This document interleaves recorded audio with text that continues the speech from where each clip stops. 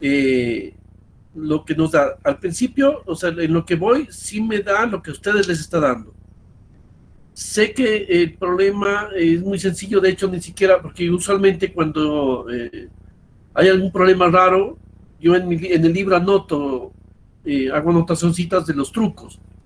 En ese no anoté nada, o sea, solo el segundo, el que tiene caudales iguales, recuerdo que hay que pensar un poquito. Pero por el momento sí me está dando lo que a ustedes les da de un caudal negativo. Entonces, ahí tengo que sentarme un poquito, pero la verdad, no tienes que tengo la cabeza en lo de los canales. Entonces voy a parar eso, el script y todo eso para pasárselos, para solucionar comprobación de diseño en serie. Tú lo hiciste en Python. Es chévere que los dos nos pongamos a ver, de comparar los resultados, porque es chévere eso de programar y aprende muchísimo uno. Entonces, eso lo dejamos para la semana después de esto de los canales. ¿Listo, Rodin?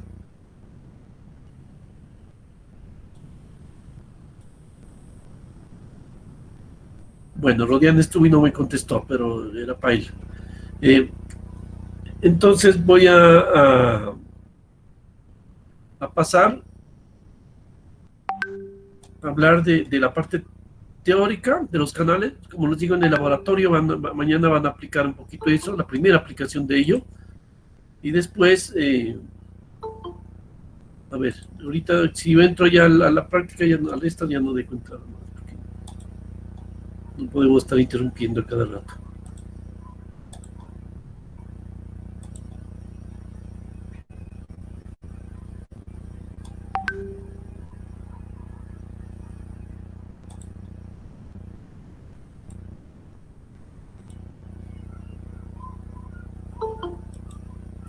Entonces, miren, hemos hablado de tuberías a presión y que lo que mueve el flujo, aparte de la gravedad, es la presión. Por eso se llama tuberías de presión. Tiene un precio extra al estar confinado todo el flujo dentro de un tubo, hay presión.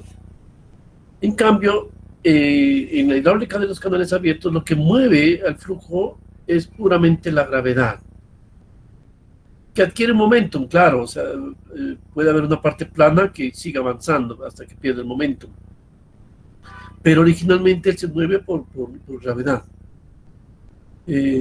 A la izquierda, un ejemplo de un canal espectacular, construido por los incas antes de la invasión.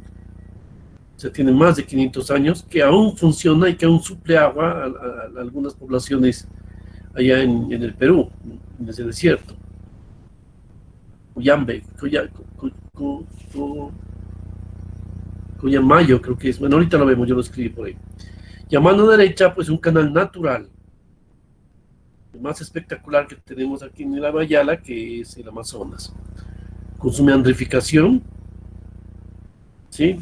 Este es la serpiente, ¿no? Es el abrazo de la serpiente.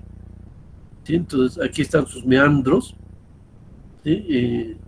Cuya explicación a veces, algunos parámetros de la explicación de cómo se hacen estos meandros evaden por ahora la ciencia actual, pero él está frenando y busca cualquier desvío, etcétera. Es un poquito complejo e interesantísimo esta formación de los meandros en los canales naturales, cuando llega a plano.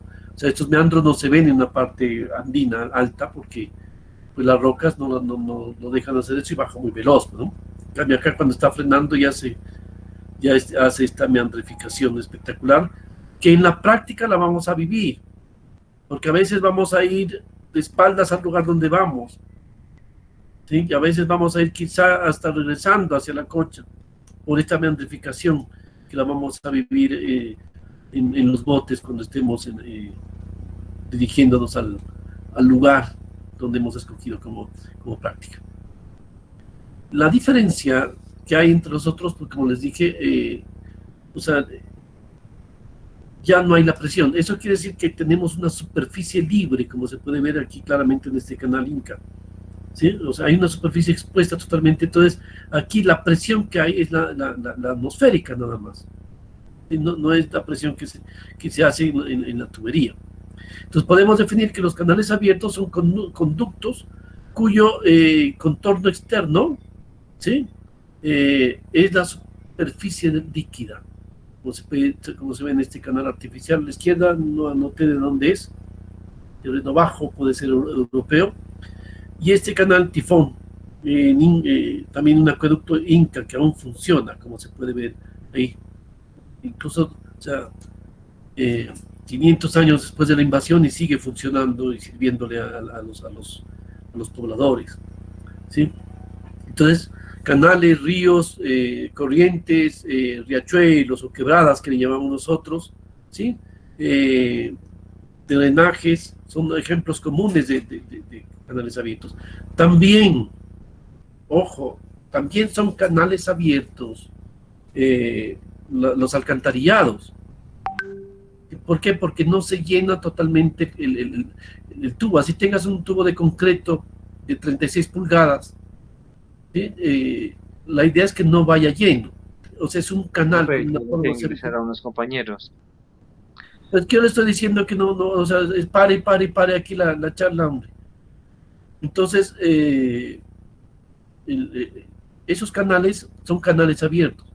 Cuando por alguna razón empieza a funcionar al revés, o sea, empieza a funcionar a presión, por ejemplo, cuando hay supercrecientes, no sé si ustedes han vivido o han visto lo que pasaba con la Mijitayo, que en los pozos de inspección empieza a funcionar como una fuente.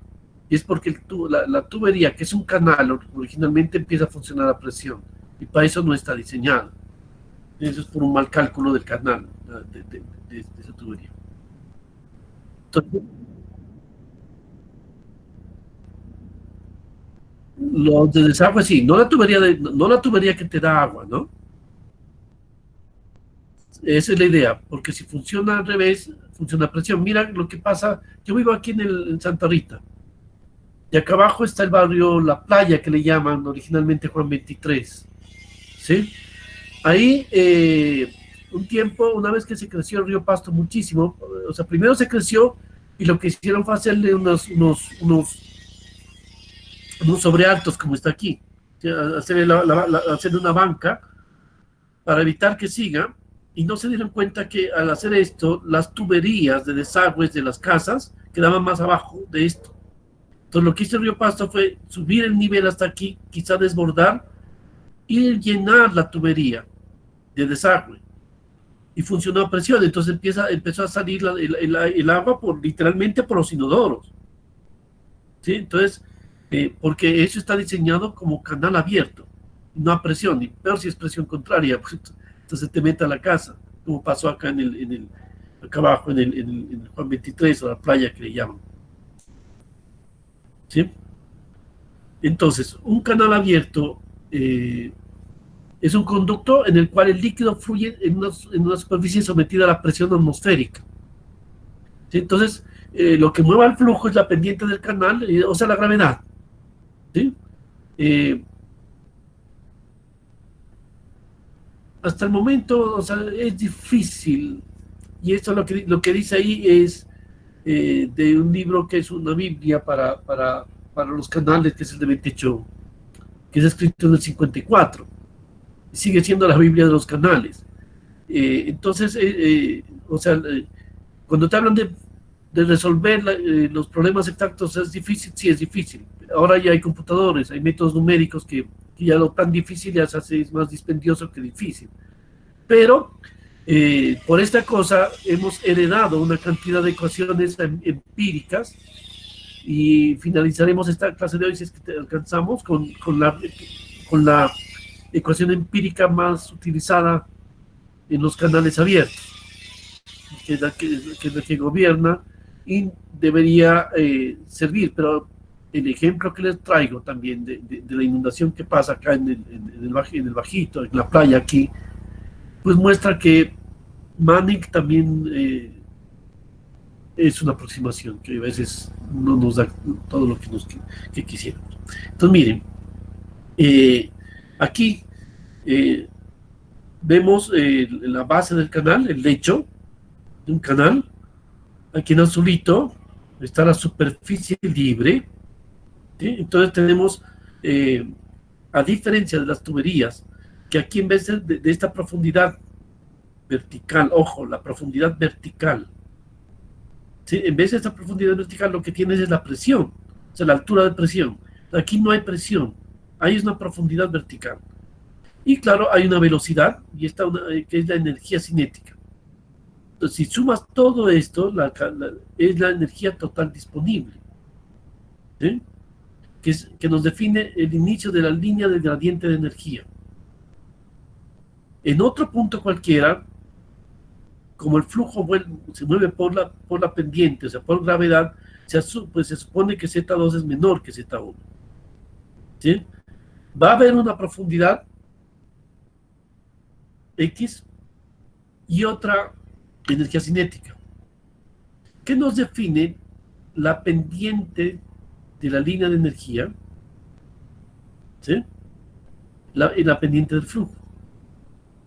Entonces miren que aquí hay unas pérdidas, si tras una línea recta entre la energía total, o sea, la energía potencial disponible, tras una línea recta que llega hasta aquí, aquí hay pérdidas. Pérdidas que son por fricción de las paredes del canal con el fluido. Pues claro, hay una fricción en la parte superior con la atmósfera, pero esa es despreciable. O sea, comparada con otra fricción, que es lo que se opone al flujo, a la velocidad del flujo. Y esa es la que nos da esta pérdida. ¿Sí? Que igual que... Entonces, esto también es, otra vez, tenemos Bernoulli, o sea, la conservación de la energía, Z1 más Y1 más B1 al cuadrado sobre 2G, no hay presión, ¿sí? Debe ser igual a Z2 más Y2 más B2 sobre el cuadrado sobre 2G más unas pérdidas por fricción. Entonces miren que aquí no hay la presión. También, dependiendo de la velocidad, los límites de flujo, que recuerden que encontró Reynolds para tuberías, son válidos aquí. Pero con la diferencia de que el número de Reynolds, la longitud típica, ¿sí? La longitud ya no es el diámetro, va a ser el radio hidráulico, ¿sí? Entonces, podemos dividir, ¿sí? Podemos dividir los 2000, por ejemplo, para ver el límite inferior del flujo laminar, que para tuberías es 2000.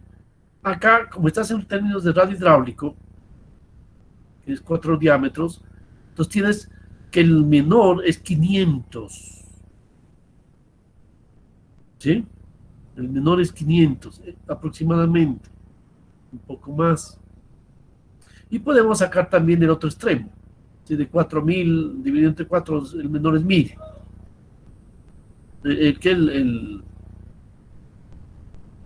O sea, 2000 y Reynolds, pues se puede hacer dividiendo entre 4, ves con respecto al radio hidráulico cuánto es, y puedes clasificar la misma clasificación de flujo laminar y flujo turbulento, pero dividiendo entre 4 los límites que encontró Reynolds.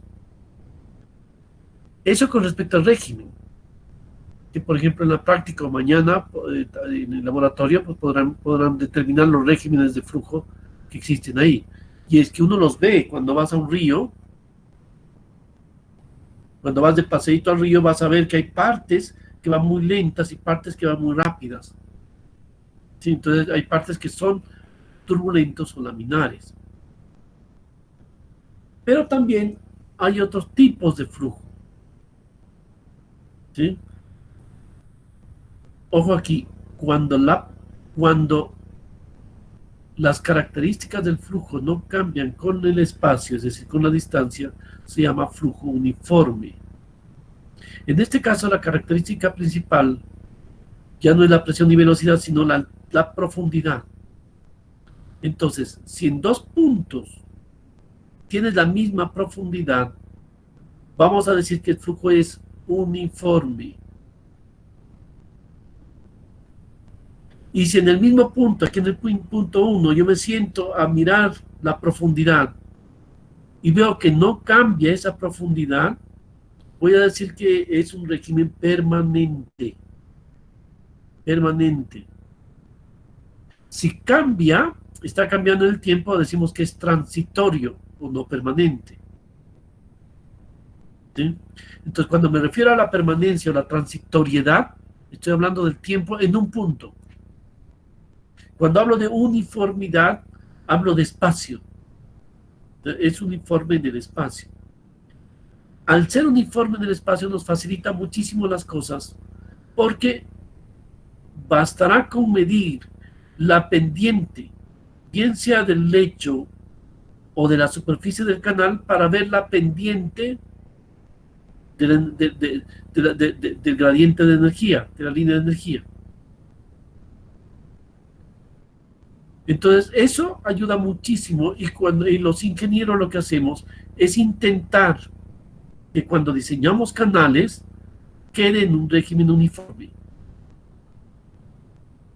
y lo más permanente posible, que no esté cambiando en el tiempo.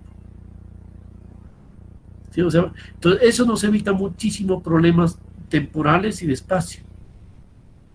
¿Sí? Pues que tiene su precio, que los canales naturales no se te van a portar tan así. Has asumido una uniformidad y resulta que no va a ser muy uniforme. ¿Ya? Entonces, esas son las definiciones que están aquí. Este se lo voy a grabar, lo voy a pasar, el PDF lo voy a subir ahorita para que lo puedan bajar, ¿no? Sí, entonces, eh, podemos hacer Manning, que podemos hacer el análisis de aquí, sumar esto, o sea, podemos hacer Bernoulli, perdón, ¿sí? Y pues podemos encontrar las energías que hay aquí. La energía en el punto 2 menos la energía en el punto 1, ¿sí? Dividido entre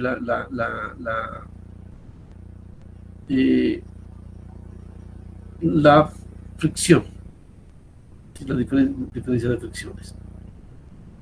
Entonces, cuando no es uniforme, sí hay una diferencia entre la pendiente de fricción y la pendiente del canal. Aquí la del canal puesta como S0. Y la pendiente de fricción o la pendiente de energía sería S. Entonces aquí puedes despejar simplemente lo que está en esta ecuación, solamente es el reflejo de Manning. ¿De qué? Perdón, de Bernoulli.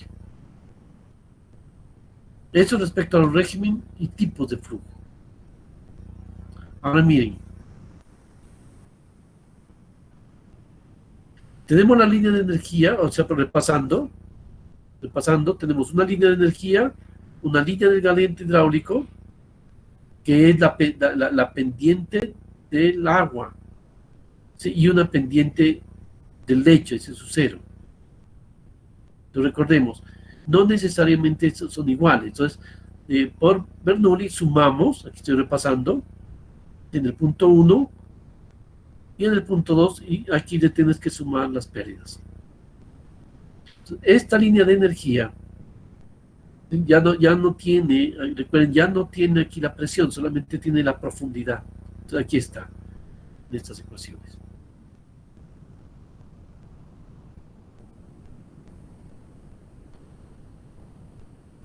También tenemos otra ecuación de conservación de la masa que nos sirve. El caudal es área por la velocidad. ¿Sí? Y entonces aquí podemos despejar la fricción, la pérdida por fricción a lo largo de una longitud, por eso dice H sub L. Que, o sea, de aquí la puedes despejar, pero a la vez, este H sub L tiene la misma forma de Darcy. La misma forma de Darcy.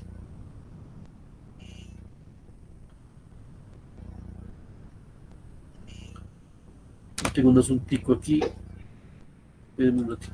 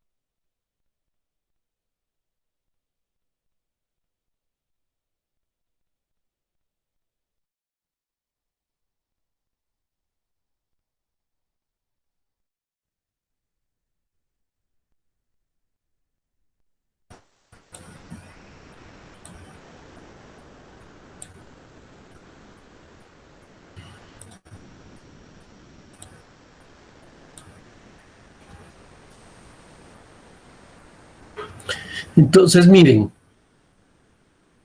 las pérdidas por fricción en una longitud pueden despejarse de aquí, pero también tiene la misma ecuación de Darcy en términos del factor de fricción. ¿Sí? Entonces, aquí, en vez de L sobre D, está el diámetro hidráulico. Ya voy a explicar qué es esto. O el radio hidráulico también. ¿Sí? Entonces, aquí está en términos del radio hidráulico, que es 4 veces el diámetro. ¿Sí? Entonces te da esto. Ojo, ya voy a recalcar qué es este diámetro hidráulico. Porque miren que aquí yo hablo de diámetro y no es una tubería. Entonces tenemos que aproximar este diámetro hidráulico a la definición que ya daré enseguida. Miren que estamos asumiendo aquí que no hay, que esto no es uniforme. Si fuera uniforme, pues Y1 se cancelaría con Y2. Y simplificaríamos las cosas.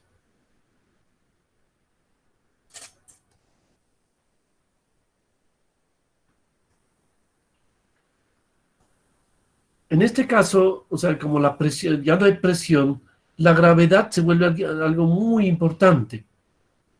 Entonces recordemos que el Reynolds es el balance entre la inercia, la velocidad, con las fuerzas viscosas. ¿Sí? Entonces entre menos viscoso, vamos a tener más Reynolds. Entre más velocidad, más Reynolds y viceversa.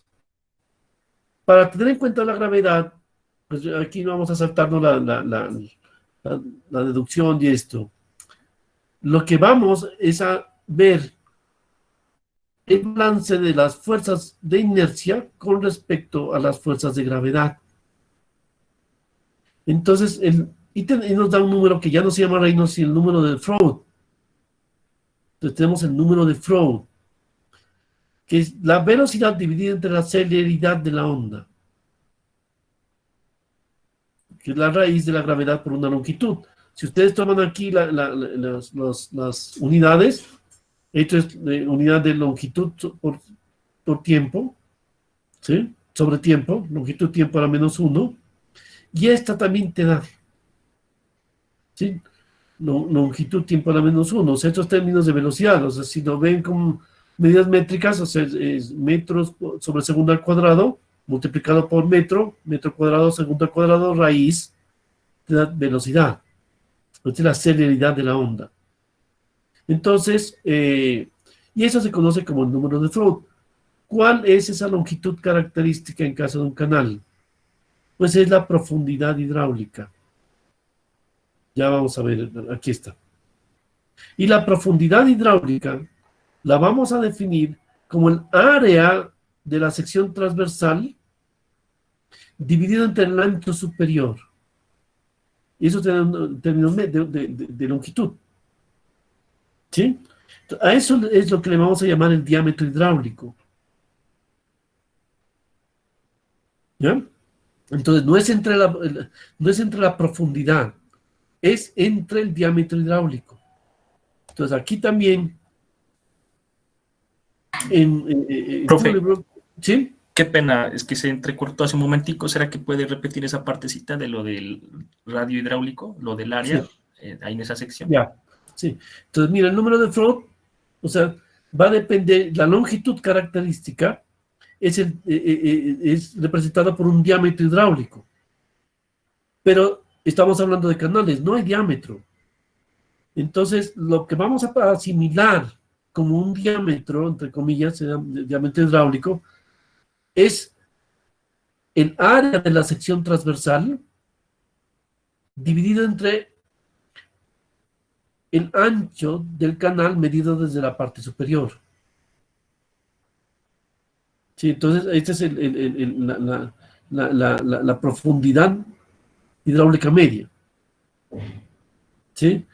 Si ustedes hacen este ejercicio con un canal rectangular, ¿a cuánto equivale? Ahí mentalmente, rapidito, ¿quién lo hace? O sea, ¿a cuánto equivale el diámetro hidráulico en un canal rectangular? Si vale, el área es H por T.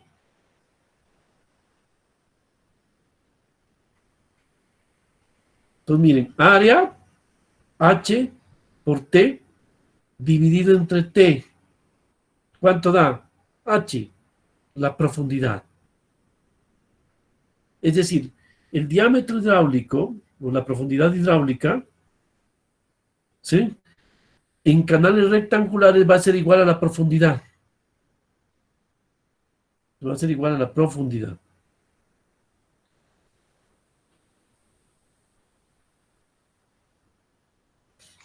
Profe, ¿Sí? ay, no lo comprendí bien.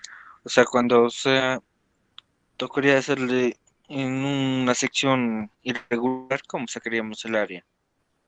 Esa es buena cosa. Entonces, bien, y eso lo vamos a tener que practicar en la práctica. Tengo esta sección rectangular. Entonces te invito a que hagas una cosa. Mentalmente volteala. Y que esto quede abajo, que sea un eje. ¿Sí? Y tienes una curva con puntos.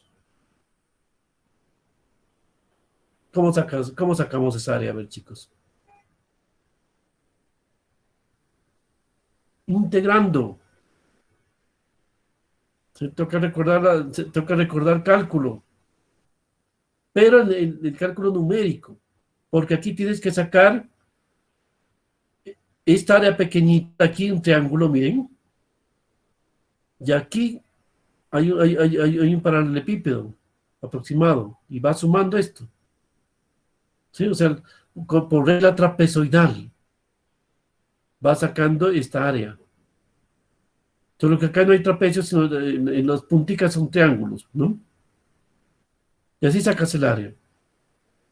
Ahora, otro dato importante, el radio hidráulico es área sobre perímetro, pero en este caso, el perímetro ya no es la circunferencia total porque no está lleno. Lo que me interesa es el perímetro mojado, o sea, toda esta longitud, que también hay que ingeniárselas para sacarla. Tienes aquí una profundidad 1 y una profundidad 0, entonces aquí aproximo como un triángulo, y esta es la hipotenusa de un triángulo. Y lo demás vamos ingeniándolas cómo sacar este perímetro mojado de algo natural.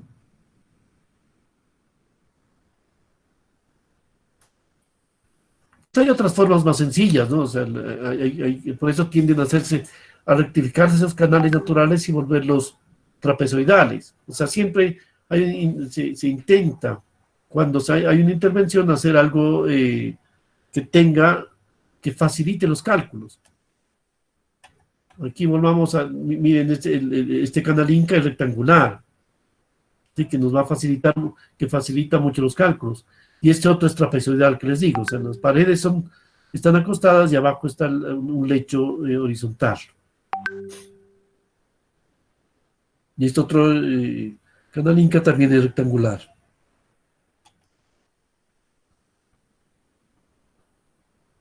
Sí, porque eso facilita mucho los cálculos. Ingeniero, arriba es por la viscosidad. A ver, perdón. En la parte de arriba se multiplica por la viscosidad en la ecuación de abajo. No, porque aquí Freud no tiene que ver ya, no es el balance de la inercia con las fuerzas viscosas, es el balance de la velocidad, de la inercia con las fuerzas de gravedad. Entonces es G y D nomás.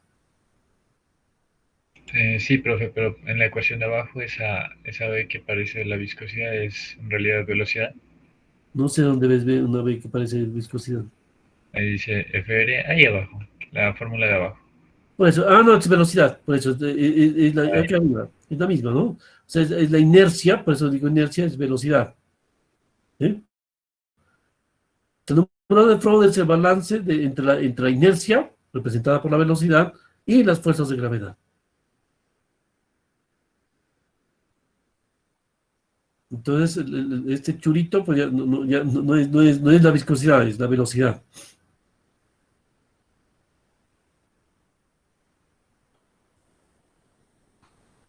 La velocidad en un canal es un poquito compleja, mucho más compleja que en las tuberías.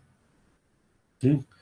Entonces, en general, eh, o sea, lo que sucede es que aquí vemos una gráfica en la cual se muestra curvas de velocidad. Como cualquier fluido, en la pared la velocidad es cero y va aumentando así. Entonces, si hacemos un corte aquí, vamos a tener algo semiparabólico con un máximo que no coincide con la superficie del canal. Y eso hay que tenerlo muy consciente cuando vayamos a que nos toque trabajar en alguna parte y medir el caudal. Todo lo que uno hace es medir velocidades. ¿Sí? Entonces, si a uno le da un canal natural, con una forma general como está aquí, ¿sí? ¿Dónde medimos la velocidad? Entonces nos metemos en una cosa muy interesante, que es dónde medirla. ¿Sí? La velocidad media. ¿Sí? Si quieres identificar la máxima, pues ya sabes que anda por ahí cercana a la profundidad, pero no en el límite superior. Entonces hay varias técnicas que en la práctica la vamos a hacer. Que separar por dovelas, que se llama. O sea, si esto me invento tiene 5 metros, cada 50 centímetros mido su profundidad y aquí en medio mido la velocidad arriba. Por el método sencillo del corcho. Pongo algo flotante que sea arrastrado por el río y mido su velocidad. Y un poquito más acá. Y ya tengo el área también. Entonces, lo que hago es ponderar por las áreas. ¿Sí? Y saco la velocidad media de todo esto. Entonces, si hay un canal rectangular, mucho más fácil. Un canal hexagonal, solo tengo que hacer 2 dovelas. 3, perdón. Al triangular y 2 triangulares. Y aquí también podemos aproximar algo. O sea, estos son canales simplificados, ¿no? Entonces, así sacaríamos la velocidad media. Lo vamos a ver allá en la práctica. No lo vamos a ver, lo vamos a hacer.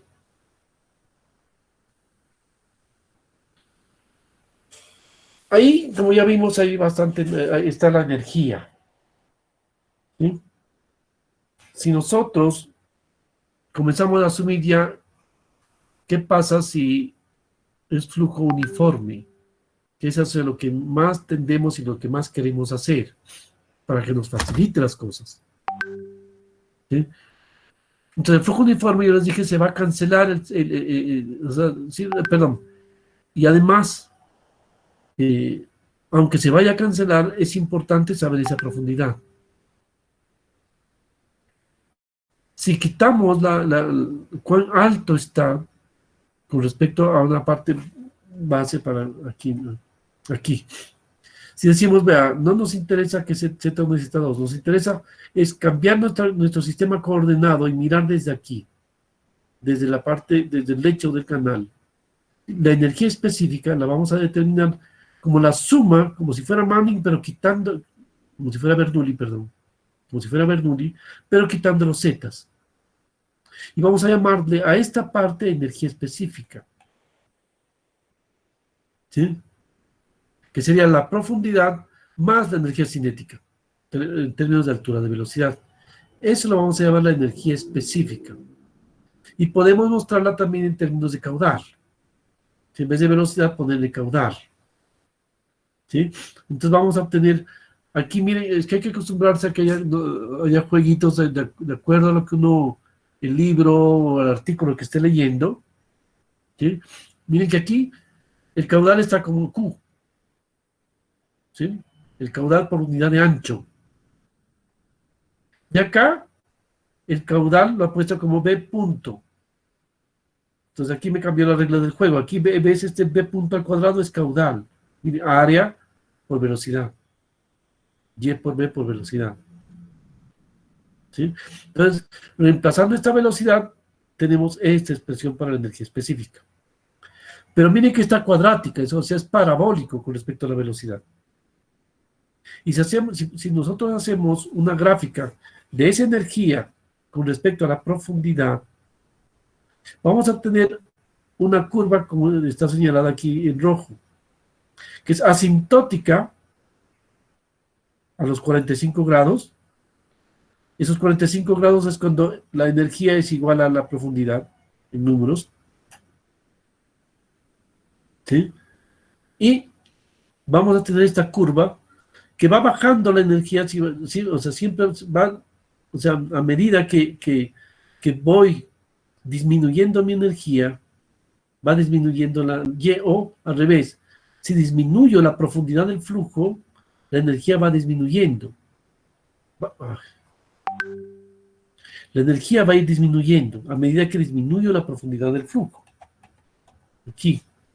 Si voy disminuyendo la profundidad del flujo, la energía va a ir disminuyendo. Pero no ad eternum. No vas a llegar a cero energía. Vamos a llegar a un punto, estos cuadráticos se puede derivar. Entonces quiere decir que hay un punto en el cual tenemos una energía mínima. ¿Sí? Y a partir del cual, si yo sigo bajando ese nivel de ese flujo, la energía también va a aumentar. Asintótica con cero, profundidad. Y entonces, hay un punto que le vamos a llamar la profundidad crítica. Y si nosotros hacemos el siguiente ejercicio, con esa profundidad, calculamos el número de Freud, para simplificar, hablemos de canal rectangular. O sea, aquí va a estar Y. ¿Sí? Resulta que esto nos va a dar 1. O sea, el número de Freud 1 te permite saber la profundidad crítica, que nos va a separar dos fenómenos importantes. ¿Cuándo el número de Freud va a ser mayor que 1? Cuando la velocidad supere a la celeridad de la onda.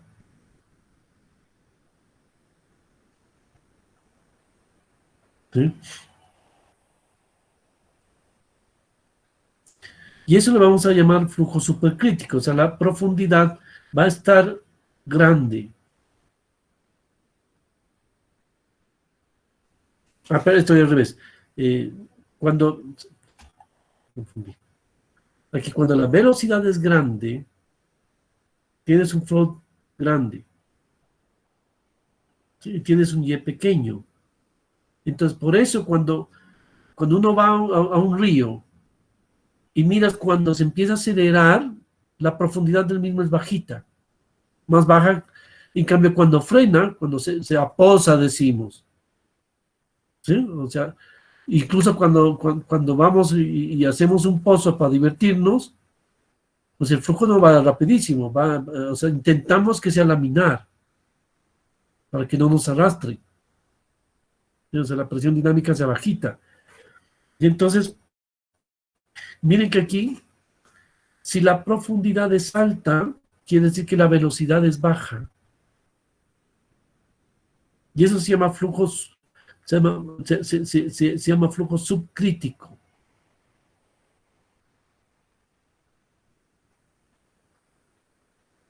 Y para el número de flow alto es supercrítico. O sea, la velocidad es supercrítica. Entonces, a veces es contraintuitivo. ¿Sí? Si la velocidad va a ser alta, esta profundidad es bajita. Y es supercrítico. La velocidad es supercrítica, no la profundidad. Y cuando la profundidad es alta, la velocidad es baja, es subcrítico. O sea, el número de Freud te va a dar pequeño. Entonces, si la velocidad es bajita, este número va a ser más pequeño que 1.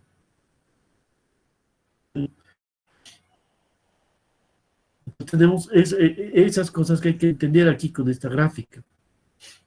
Y en la práctica, pues vamos a hacer un ejercicio ahí chévere. Entonces, la profundidad crítica del flujo está definida como la condición para la cual el número de Freud es igual a 1. Y en la cual, esto es importante, la energía específica es mínima.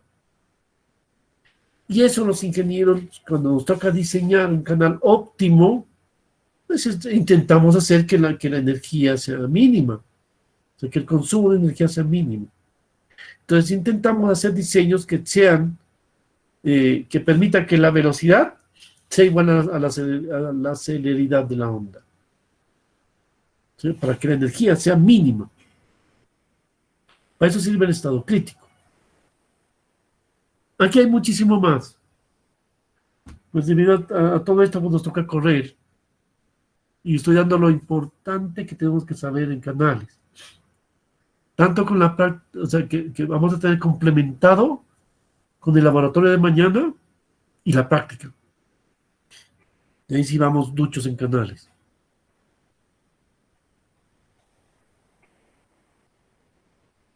Aquí se Profe, acaba. sobre eso, el jueves salió un comunicado de que no iba a haber, ¿cómo se llama? Energía para unos pueblitos de acá de Nariño.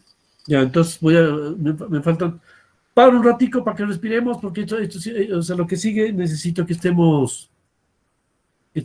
faltan dos imágenes, pero necesito que estemos eh, un poquito pilos ahí. Son las 12:17, 12:25, para que se paren ahí y ya, ¿sí?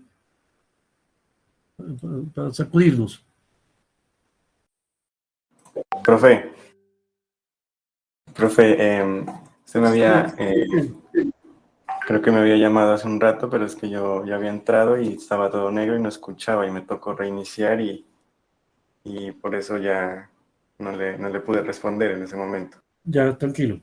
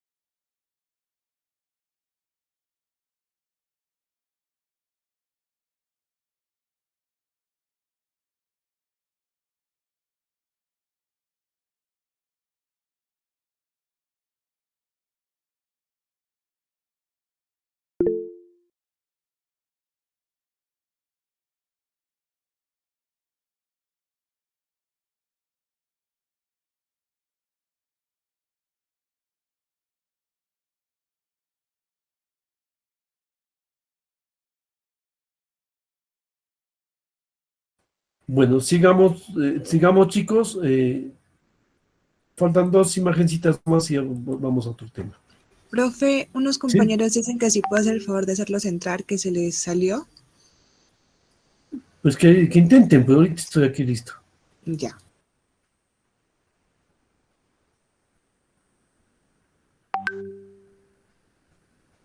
Solo falta uno.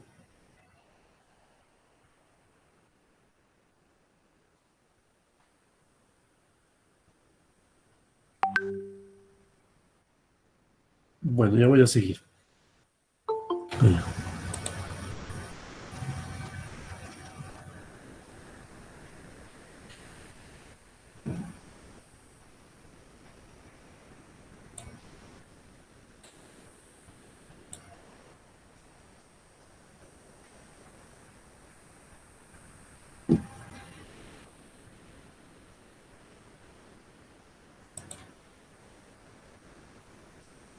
Bueno, entonces hemos hablado de la parte teórica del estado crítico, pero todos estos sistemas de ecuaciones, sobre todo Manning, Bernoulli, y este factor de fricción, que como les contaba con tuberías, era bastante engorroso. Entonces, hay otras aproximaciones que surgen a partir de lo siguiente. Aquí está, miren que eso es, de aquí se puede sacar HF sobre L, ¿no? Miren, si es la pendiente de fricción. Entonces, este HF sobre L nos quedaría el factor de fricción sobre el diámetro hidráulico por la energía cinética.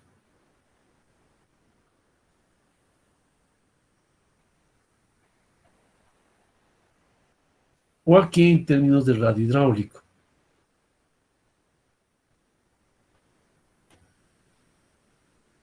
Hay otras aproximaciones. La más general, para la velocidad, recuerden que teníamos una velocidad simplificada. Para flujo uniforme y permanente, que es lo que nos facilita las cosas, se puede llegar a que la velocidad en cualquier punto del canal es proporcional a la raíz cuadrada del radio hidráulico por la pendiente de fricción. Como estamos hablando de flujo uniforme y permanente, esta pendiente de fricción va a ser igual a la pendiente del lecho del canal, de la solera. Entonces la velocidad sería C por R a la 1 medio, que es el radio hidráulico, por S a la 1 medio.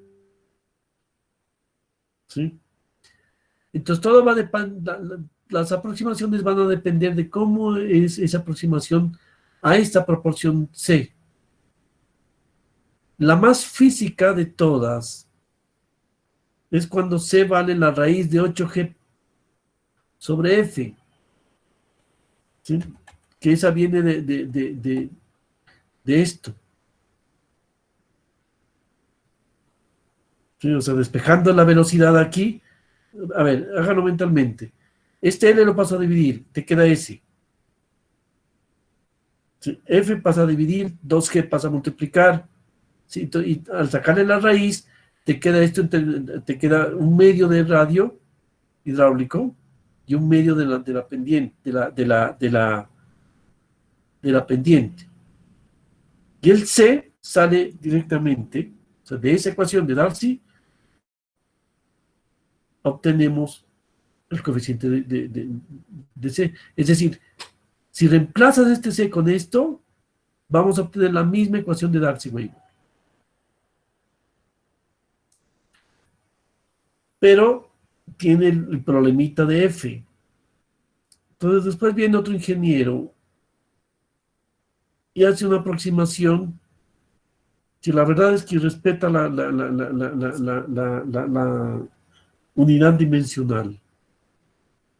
Y dice que este C, y él no es que dice, bueno, a partir de muchísimos ensayos, ¿sí? Llega a que C es una aproximación del inverso del número, que se llama número de Manning, por el radio en 1/6. ¿Sí? Entonces, 1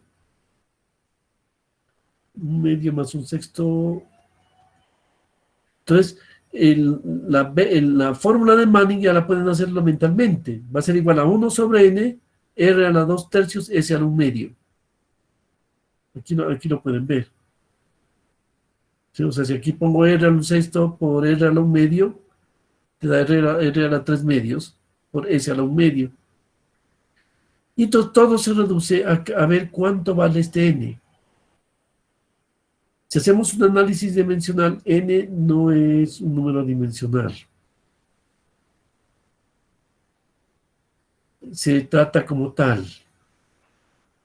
Entonces, en la práctica nosotros vamos a este n, hay tablas muy trabajadas. El libro ese que les digo que es la Biblia de los canales, que es el de Bente Cho, hidráulica de canales abiertos, tiene unas tablas muy, muy buenas. Y entonces en la práctica lo que vamos a hacer es fotografiar para ver en nuestro tramo cuál es el número de Manning, para poder calcular inmediatamente nuestra velocidad y compararla con la velocidad que nos dé medida. También la diferencia entre la velocidad, la predicción de Manning y la real. Y esta es la parte más importante. Hay cosas que por el momento, o sea, nos saltamos. Esta parte de la energía específica es supremamente importante para el cálculo de flujo variado, rápidamente variado. ¿Sí? Me la salté a propósito porque, o sea, me la salté sabiendo que mañana van a ver cómo se mide caudales y eso usa esta energía específica para poder calcular esos cambios de profundidad bruscos y así poder calcular un caudal. Nosotros lo vamos a hacer a pie en la práctica, en terreno. Que no vamos a poder construir una estructura que me permita medir el caudal. Sí, porque esa es una forma de hacerlo, o sea, construir una estructura que te cambie la sección del caudal y así ver cómo cambia la profundidad y así despejar esa velocidad. Eso lo vamos a hacer mañana en el laboratorio.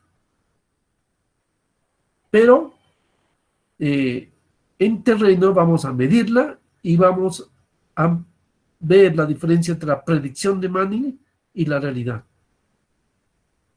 Que también la realidad vamos a aproximarla, porque no, o sea, nosotros en este canal complejo que lo vamos a ir a ver, pues no vamos a hacer aquí novelas de cada centímetro, ¿no? O sea, depende del ancho que le toque a cada grupo, vamos a escoger unas novelas cada 50 centímetros, 20 centímetros, etc.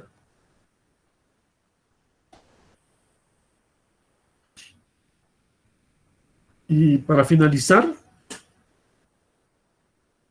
esta fotico de este espectacular canal Inca que se llama Cumbemayo. Mayo es río, Yaco es agua. Sí, o sea, lo que pasa es que los españoles, cuando llegó la invasión, les preguntaban a los indígenas, ¿cómo se llama ese río? Pues Mayo, es río. Y se quedaron de río. Este canal funciona hasta ahora y tiene algo que vamos a hacer en la parte del ejercicio allá. Bueno, en el informe, después de haber medido. Es tomar, una de las cosas es tomar toda esta agua y asumir que la vamos a hacer un canal, como el que sigue aquí, hexagonal, sí, un canal prismático, hexagonal, pero hacerlo óptimo. Es decir, que vaya a flujo crítico. ¿Qué significa eso? Que float sea 1. Entonces, ese va a ser uno de los ejercicios. O sea, que toda esta agua que vamos a medir la vamos a meter en un canal totalmente óptimo. Que quiere decir que el flujo sea crítico. El canal Inca de Cumbemayo, diseñado anterior a la invasión, tiene eso. Está diseñado de tal forma que el flujo es crítico. Es decir, la pendiente es crítica, se mantiene una pendiente crítica de tal manera que siempre la profundidad sea crítica, y lo cual lo hace óptimo. ¿Sí? Eso pues solo lo pueden hacer ingenieros de una capacidad tremenda. Y vamos a ver si ustedes no se dejan de los incas. Y vamos a diseñar una cosa bien buena ahí en papel después.